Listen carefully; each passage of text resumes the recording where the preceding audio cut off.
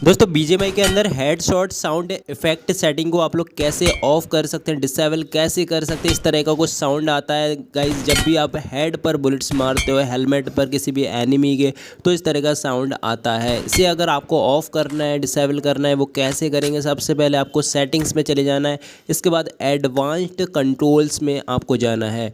Advanced controls में जाएंगे, तीसरे नंबर पर आपको मिल जाएगा हेडशॉट साउंड इफेक्ट। ये आपका इनेबल रहेगा। आपको क्या करना है, इसे डिसेबल कर देना है। अब गाइस कोई भी एनिमी की आप लोग हेलमेट में मारेंगे, आप लोग हेड पर मारेंगे, लेकिन साउंड नहीं आएगा दोस्तों। तो इस तरह से आप लोग दोस्तों head shot sound effect setting को बंद कर सकते हैं, डिसेबल ऑफ कर सकते हैं।